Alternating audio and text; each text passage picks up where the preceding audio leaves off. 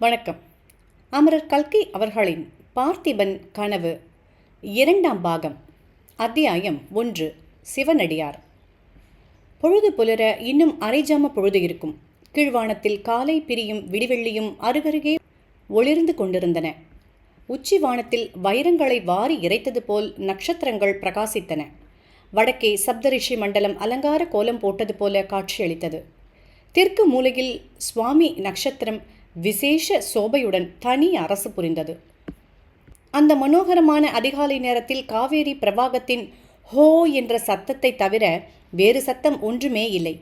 திடீரென்று அத்தகைய அமைதியை கலைத்து கொண்டு டக் டக் டக் என்று குதிரையின் காலடி சத்தம் கேட்கலாயிற்று. ஆமாம், இதோ ஒரு கம்பீரமான உயர்ந்த ஜாதி குதிரை காவேரி நதிக்கரை சாலை வழியாக கிழக்கே இருந்து மேற்கே நோக்கி வருகிறது.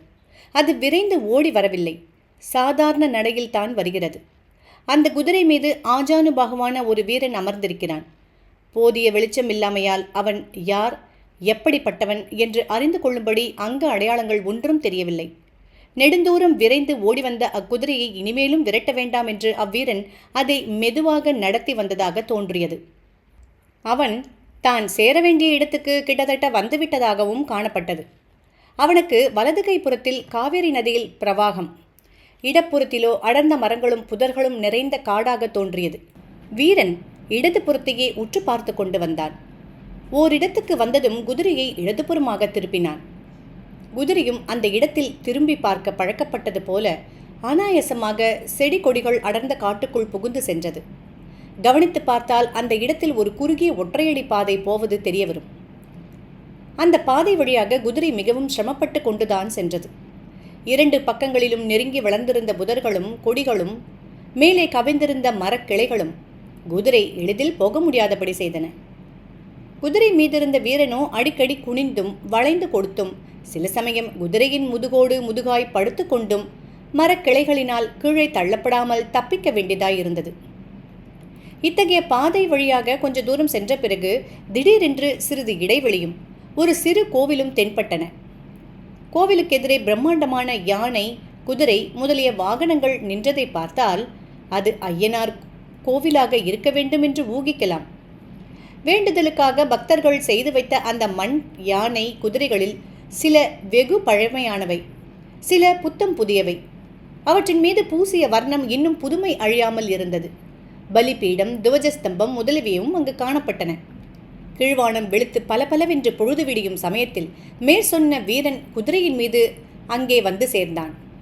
வீரன் குதிரையிலிருந்து கீழே குதித்து அவசரமாக சில அதிசயமான காரியங்களை செய்யத் தொடங்கினான். மண் யானைகளுக்கும் மண் குதிரைகளுக்கும் மத்தியில் தான் ஏறி வந்த குதிரையை நிறுத்தினான். குதிரை மீது கட்டியிருந்த ஒரு மூட்டையை எடுத்து அவிழ்த்தான். அதற்குள் இருந்த புலித்தோல், ருத்ராட்சம், பொய் ஜடாமுடி முதலியவைகளை எடுத்து தரித்து கொள்ளத் தொடங்கினான். சற்று நேரத்தில் பழைய போர் வீரன் உருவம் அடியோடு மாறி திவ்ய தேஜஸுடன் கூடிய சிவயோகியாக தோற்றம் கொண்டான். ஆம், வெண்ணாற்றங்கரையில் ரணகளத்தில் பார்த்திபனுக்கு வரமளித்த சிவனடியார்தான் இவர். தம்முடைய பழைய உடைகளையும் ஆபரணங்களையும் ஆயுதங்களையும் மூட்டையாக கட்டி உடைந்து விழுந்திருந்த மண் யானை ஒன்றின் பின்னால் வைத்தார் அந்த சிவயோகி. குதிரையை ஒரு தடவை அன்புடன் தடவி கொடுத்தார். குதிரையும் அந்த சபிக்ஞையை தெரிந்து கொண்டது போல மெதுவான குரலில் கனைத்தது. பிறகு அங்கிருந்து சிவனடியார் கிளம்பி ஒற்றையடி பாதை வழியாக திரும்பி சென்று காவேரி கரையை அடைந்தார். மறுபடியும் மேற்கு நோக்கி நடக்க ஆரம்பித்தார். ஒரு நாழிகை வழி நடந்த பிறகு சூரியன் உதயமாகும் தருணத்தில் இந்த சரித்திரத்தின் ஆரம்ப அத்தியாயத்தில் நாம் பார்த்திருக்கும் தோணித்துறைக்கு வந்து சேர்ந்தார். அங்கே படகோட்டி பொன்னனுடைய குடிசைக்கு அருகில் வந்து நின்றார். பொன்னா என்று கூப்பிட்டார். உள்ளே இருந்து சாமியார் வந்திருக்கிறாரு வள்ளி என்று குரல் கேட்டது. அடுத்த வினாடி பொன்னன் குடிசைக்கு வந்து சிவனடியார் காலில் விழுந்தான். அவன் பின்னோடு வள்ளியும் வந்து வணங்கினாள். பிறகு மூவரும் உள்ளே போனார்கள். வள்ளி பயபக்தியுடன் எடுத்து போட்ட மனையில் சிவனடியார் அமர்ந்தார். பொன்னா, மகாராணியும் இளவரசரும் வசந்த மாளிகையில் தானே இருக்கிறார்கள் என்று அவர் கேட்டார். ஆம் சுவாமி, இன்னும் கொஞ்ச நாளில் நமது இளவரசரையும் மகாராஜா என்று எல்லோரும் அழைப்பார்கள் அல்லவா? ஆமாம், எல்லாம் சரியாக நடந்தால்.